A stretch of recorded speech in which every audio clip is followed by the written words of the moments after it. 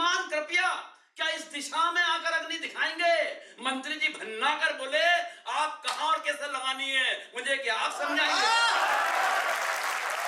और महिलाओं की उपस्थिति है, विशेष प्रणाम करता हूं, महिलाओं का बहुत सम्मान करता हूं साहब, सच बता रहा हूं, महिलाओं का बहुत सम्मान है। महिलाएं अपने पति को भगवान की तरह पूजती हैं, मगर मजाल के उस भगवान को कोई दूसरा पूज ले।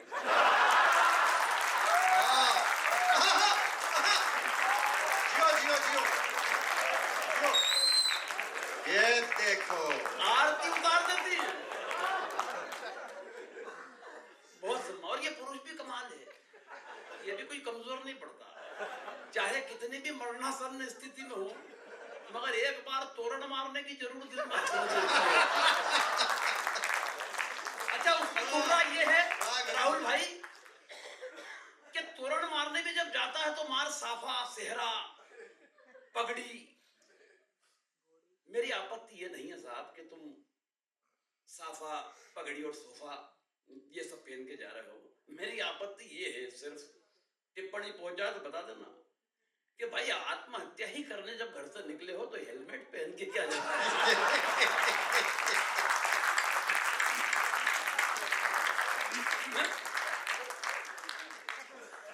कुछ लोग चले गए उठकर, उधर से भी कुर्सियां खाली हो गई, कोई बात नहीं। लेकिन देखो, इधर एक सरदार बैठा हुआ है 1.25 लाख के बराबर, और एक उधर बैठा हुआ है तो 2.5 लाख तो यही बैठे हुआ है यहाँ।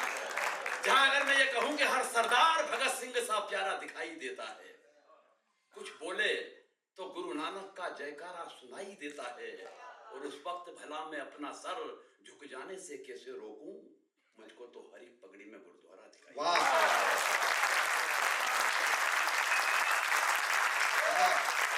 गोविंद भाई, वाह। मैं प्रणाम करता हूं आपको, और जिस तरीके से आप सुन रहे हैं, मुझे जो आश्वस्त किया था अंकिता जी ने कि यहाँ का कवि सम्मेलन बेमिसाल होता है और एक एक श्रोता 1000 श्रोता के बराबर है, मुझे आज लग रहा है कि एक एक श्रोता 10-10 हजार के बराबर। वाह, प्रणाम। और देखो, फुर्सत निकालकर इतने लोग कवि सम्मेलन में आ रहे हैं, ये बड़ी बात है साहब, वरना महानगरों की हालत खराब है। डॉक्टर साहब, पिछले दिनों मुंबई एक कवि सम्मेलन में गया, राहुल भाई, कवि सम्मेलन के अगले दिन जब जुहू बीच पर घूमने गया तो मैंने देखा एक महिला एकांत में बैठकर दहाड़े मार के रो रही। मैं उस महिला के पास गया, सहानुभूति पूर्वक तरीके से उसके कंधे पे हाथ रखा, मैंने कहा, बहन जी क्या बात है, क्यों रो रही है? तो वो उछलकर खड़ी हो गई, आंसू पोंछ लिए, बोले कुछ नहीं भाई साहब, पिछले महीने पति ने मारा। पिछले महीने मारा और आप आज रो रही है? बोले फुर्सत ही नहीं मिली।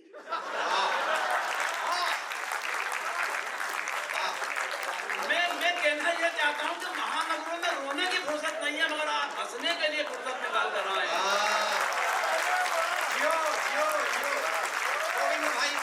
मैं प्रणाम करता हूं, और सर वाकई फुर्सत का ये आलम है, यही आलम है। एक दिन मेरी पत्नी अपने काम में व्यस्त, मैं अपने काम में व्यस्त, ना उसे फुर्सत ना मुझे फुर्सत। अचानक उसने मेरी तरफ कोई काम उछाला, मैंने कहा, देख आज काम मत बता देना, आज मुझे मरने की भी फुर्सत नहीं है। मेरे अंदाज में पलट के बोली, आज मर भी मत जाना, मुझे रोने की फुर्सत नहीं है।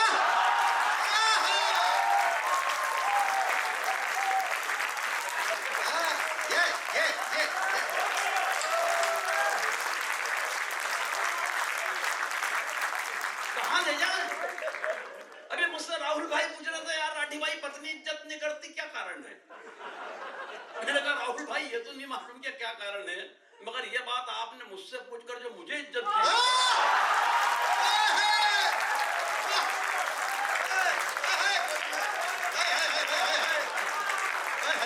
मेरी 7 पीढ़ी आपकी शुक्रगुजार है। ये बोला, भाई साहब क्या आपकी भी नहीं करती? अब मैंने जो जवाब दिया है, जवाब थोड़ा सा इंटरनेशनल है, लेकिन अगर बात पहुंच गई तो अब की बार एक हाथ खामोश नहीं रहेगा, बस यहां से समझ लेना। बोले भाई साहब क्या आपकी भी नहीं करती? मैंने कहा, राहुल भाई एक बात ध्यान रखना, अगर हिंदुस्तान में रुपए का मूल्य गिरता है तो उसकी गिरावट हर प्रांत में अलग अलग नहीं होती है।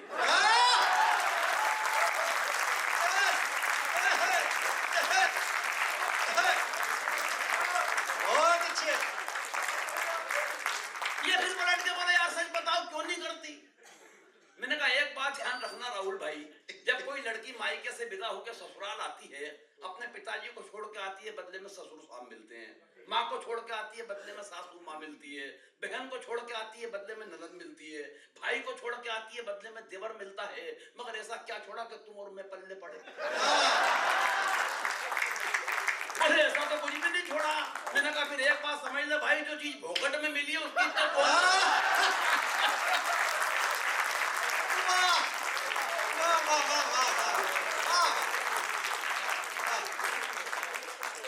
सच बता रहा हूं, मैं पत्नियों पर कविता लिखता ही नहीं। इसलिए पत्नियों पर कविता वो लिखता है जो कुंठित होता है, जिसकी अंडरस्टैंडिंग अपनी पत्नी से ठीक नहीं होती। अंडरस्टैंडिंग के मामले में मैं और मेरी पत्नी लाजवाब। क्या अंडरस्टैंडिंग है साहब हमारी। 27 साल हो गए शादी को, लेकिन 27 साल की शादी की जिंदगी में उसने कभी मुझसे गंवार, मूर्ख, बेवकूफ, नालायक, पाजी, गधा, जाहिल ऐसा किसी शब्द का इस्तेमाल नहीं किया। कारण अंडरस्टैंडिंग इतनी कमाल की है, इतनी कमाल की है कि बस वो नजर भर देखती है और मैं समझ जाता हूँ वो इनमें से क्या कह रही है।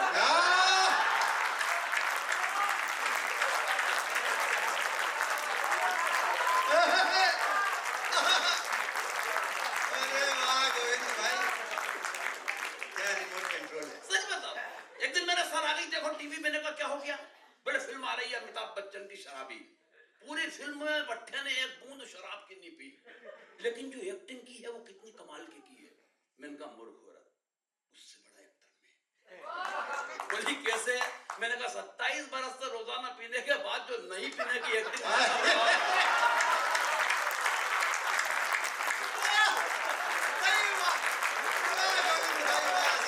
मिलके बजा बजा बता दिया।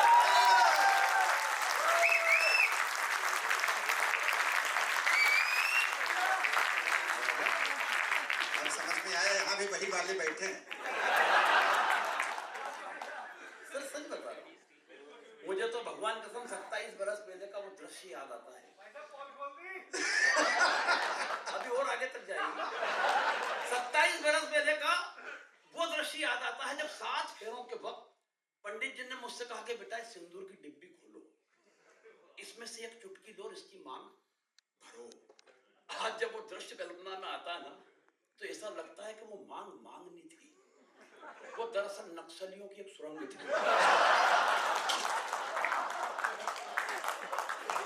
ताली तो पूरा सदन इस बात का बजाएगा कि सुरंग भी वो वाली थी जिसमें मैंने अपने हाथों से बारूद बिछाई है।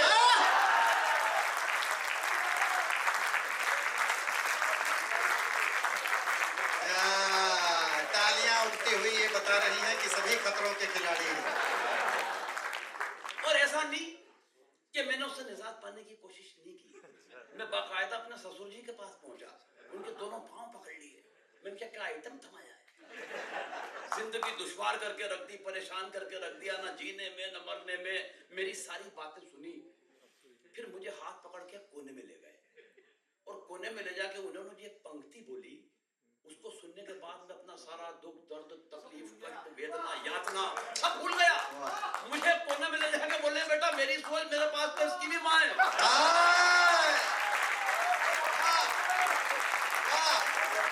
जियो जियो जियो जियो जियो।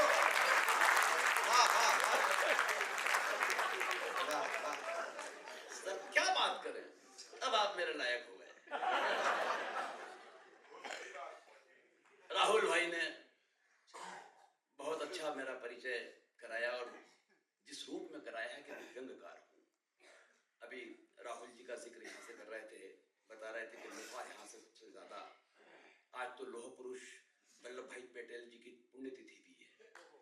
प्रणाम करते हैं। 15 दिसंबर तारीखों का बड़ा महत्व है। राहुल जी के बारे में जब ये कह रहे थे तो मेरे को ये लग रहा था कि बेचारा कि उनकी कोई गलती नहीं है, उनकी जन्म तारीख का दोष है। उनका जन्म हुआ 19 जून 1970 को और उसी दिन फिल्म मेरा नाम जोकर रिलीज हुई। तालियां कम है आपकी। ये कुंडली के योग है, तारीख का महत्व होता है। 26 सितंबर के दिन पूर्व प्रधानमंत्री मनमोहन सिंह जी का जन्मदिन आता है और उसी दिन विश्व गूंगा बहरा दिवस मनाया जाता है। तालियां तो पूरा सदन शायद इस बात पर बजाएगा कि 17 सितंबर के दिन देश के यशस्वी प्रधानमंत्री नरेंद्र मोदी जी का जन्मदिन आता है और उसी दिन इस सृष्टि के निर्माता विश्वकर्मा की जयंती है। ये सब कुंडली का योग है, उनकी कोई गलती नहीं है। राहुल गांधी और मोदी जी एक नुक्कड़ सभा में टकराए। व्यंग शुरू कर रहा हूं, थोड़ा सा मुझे जागृत करना आपके, मैं कहां हूं। नुक्कड़ सभा में टकराए राहुल भाई, तो राहुल गांधी जी से मोदी जी ने बड़े गर्व के साथ का, अभिमान के साथ का, तू क्या जानता है मेरे बारे में? 7 करोड़ फेसबुक फॉलोअर्स हैं मेरे। कितने? 7 करोड़। अगला बड़ा नर्म स्वर में सहज होकर बोला, तो क्या हुआ, लिखते तो सब मेरे बारे में ही है।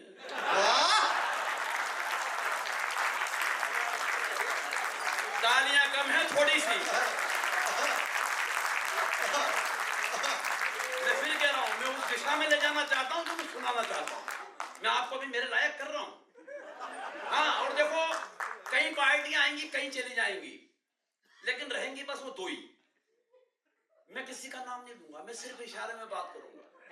आप ये समझ लो कि 2 बिस्किट है। एक पार्टी पुरानी जो आजादी के वक्त लॉन्च की गई, यानी सबसे पुराना बिस्किट पार्ले जी, और उन्होंने दूरदर्शिता देखते हुए उसी टाइम में पप्पू का फोटो भी उसमें छाप दिया।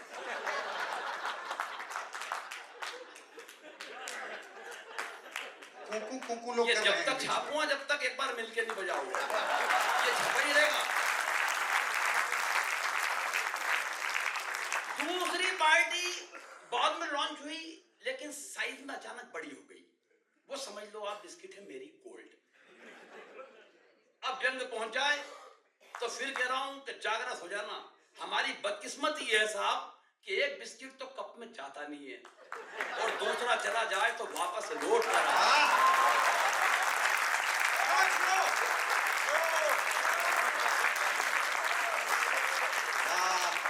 बस ये दिक्कत है, और कुछ भी नहीं है। व्यंग यही व्यंग है। 2 पंक्ति व्यंग की पढ़ रहा हूं, अगर 2 सुन के बता दी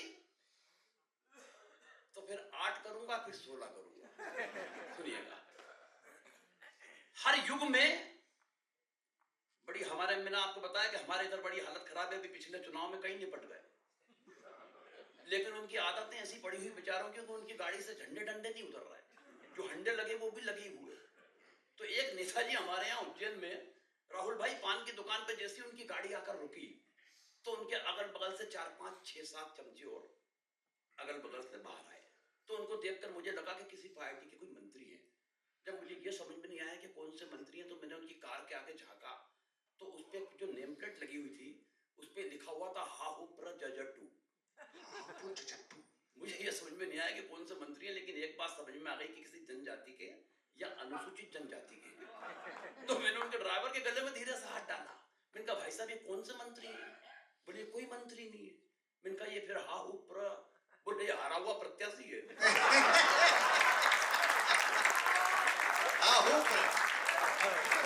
तालियां कम है थोड़ी सी, और तालियां तो इधर के लोगों इस बात पर बजाना। मैंने कहा, फिर ये जज क्या है? बोले इसकी जमानत भी जब्त हो गई थी।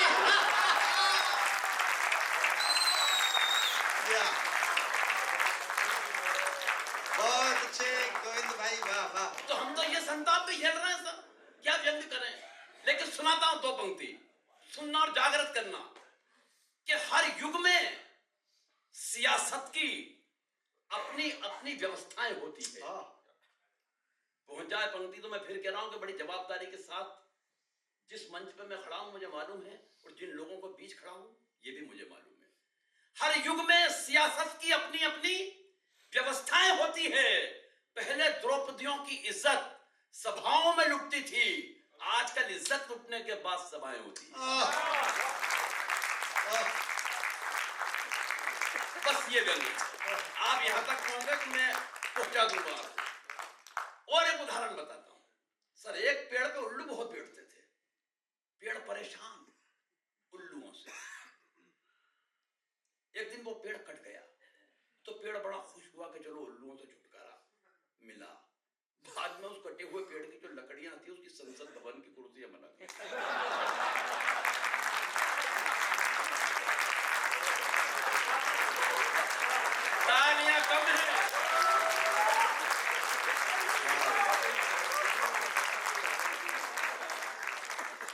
देश की विसंगतियां हैं। अब व्यंग सुनिए कि एक दिन खुल गए शहर के भाग हमारे, एक मंत्री जी शमशान घाट के उद्घाटन के लिए पधारे। और दूसरी पंक्ति पकड़ लेना, व्यंग की यात्रा हो जाएगी। मैं फिर कह रहा हूं कि मैं आपके बीच में पढ़ रहा हूं। मैं ये भी जानता हूं कि हिंदुस्तान में जितने भी नेता मंत्री होते हैं, जैसा कि मैंने बताया कि उद्घाटन और फीते काट के चले जाते हैं, लेकिन अगर आपकी उपस्थिति अब तक है तो देखो, साहित्य समाज का दर्पण होता है, और इस दर्पण के सामने अगर कोई बैठकर कविताएं सुनने की हिम्मत रखता है तो उसका चरित्र कितना बेदाग होना चाहिए, ये बताने की मुझे कोई जरूरत नहीं है। एक बार आपके लिए तालियां बजाकर करूंगी।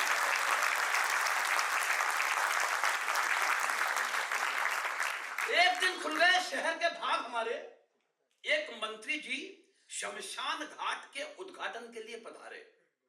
उद्घाटन की पहली रस्म पूरी कराई गई। एक जलते हुए मुर्दे को बुझाकर मंत्री जी के हाथ से अग्नि जलाई गई। ये अच्छी पंक्ति है, इस पर ताली बजा लो नहीं, वरना मैं मुर्दे को झुलस दूंगा, मैं इतनी आग दे दूंगा उसे। एक जलते हुए मुर्दे को बुझाकर मंत्री जी के हाथ से अग्नि दिलाई गई। इस घटना से कम एक बात का तो पता चलता है कि आदमी का नसीब खराब हो तो वो मरने के बाद भी भुगतता है।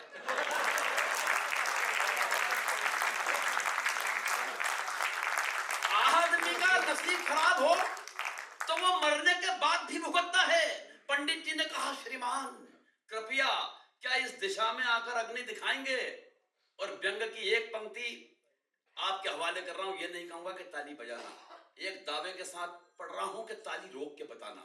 एक हाथ से दूसरे हाथ को पकड़ लेना कि न बजे, लेकिन अगर दूसरा हाथ पहले हाथ से हाथ छुड़ा ले तो आसमान भर इस पूरे कवि सम्मेलन में जितनी ना बजी उतनी एक साथ बजा लेना।